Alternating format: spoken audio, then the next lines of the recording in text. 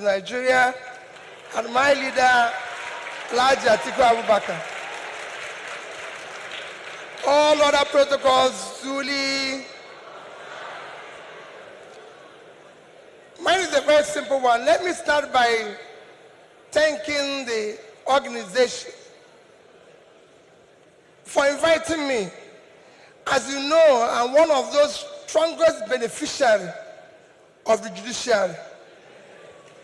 For my strong legal team, for the work of my small legal team led by Dr. Onyechi Bazu, SAN, and led OJ Nadi, SAN, I wouldn't be standing here. You know that from my election petition to my impeachment to my tenure interpretation. And again, whenever people talk about corruption in the legal or in the judiciary, and one who takes exception, in all this journey, I did not give anybody 1 naira.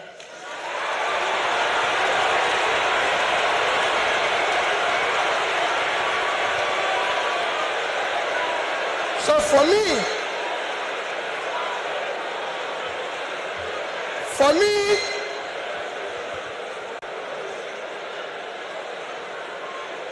I remain eternally grateful to you for what you did for me to be here and everything.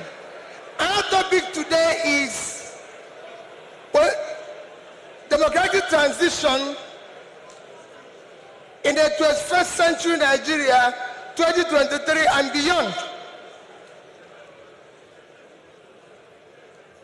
I think it's for great people like you or people like Chimamanda I invited, but for me as a trader, I'll try to contribute in my own little way, the way I think we should go.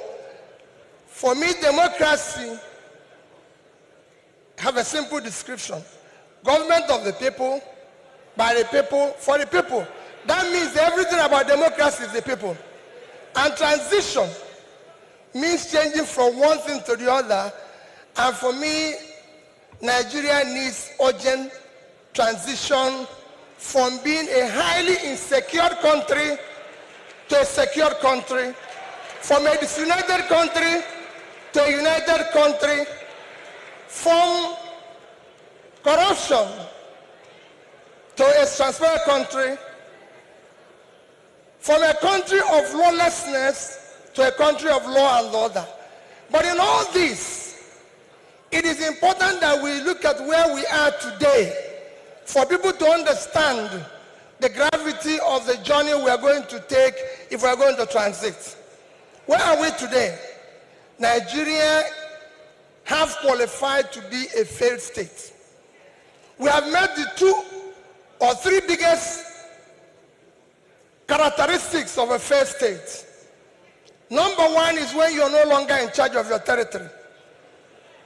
Today, we are among the top terrorized countries of the world.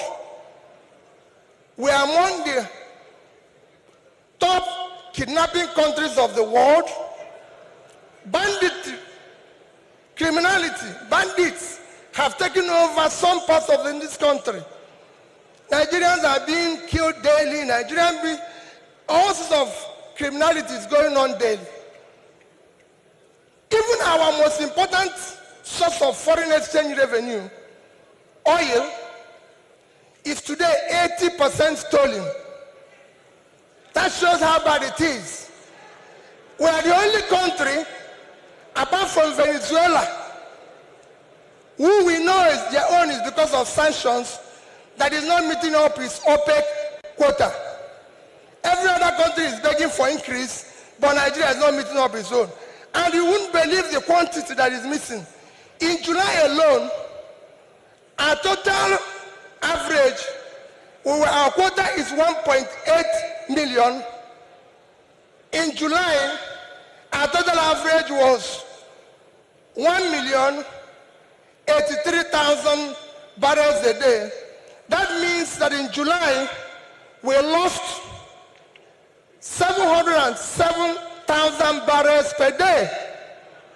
If you multiply that by 31 days, it will give you 22,227,000 barrels of oil that we lost.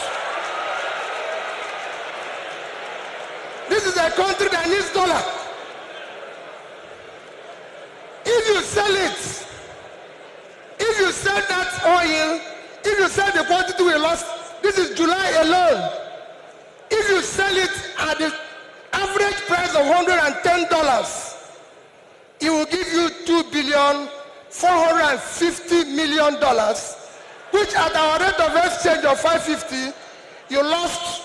If you use 550, because I used an average of 550, you've lost 1,344,700,000,000 naira.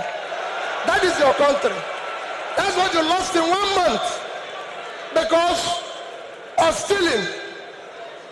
It is important that we know this. Number two item to show that we are failed state is that you are no longer in control of your economy. Your economy today, we have an economy where we have over 100 million people living in poverty. Your unemployment is one of the worst in the world because you have a combined unemployment of 50%, unemployment and unemployment. Out of 200 million Nigerians, 60% is supposed to be working. So you're supposed to have 120 million Nigerians working, but today Nigerians that are working are under 50 million. So 70-something million of Nigerians are not working, they are not productive. When you compare this to your productivity, you will see how low it is. But what is even worse, we're in a physical mess, total physical mess, because of all this. Between January this year and April, the total revenue of federal government of Nigeria is 1,630,000,000,000 naira. Their expenditure is 4,720,000,000,000.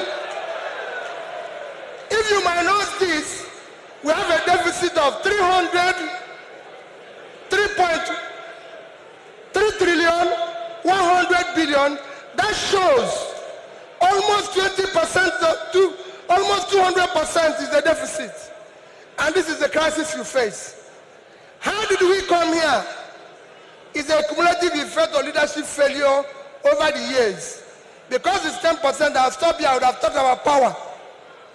How did we come here? What are we going to do very quickly to come out of this?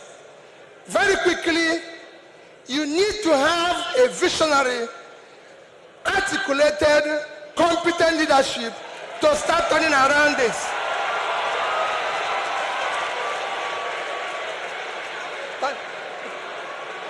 So next year, the time is up. I'll take it that next year, your election you're going to have next year will not be about, remember, it is not about tribe, no religion, not connection, not entitlement. It must be election about character, competence, capacity, and commitment to deliver.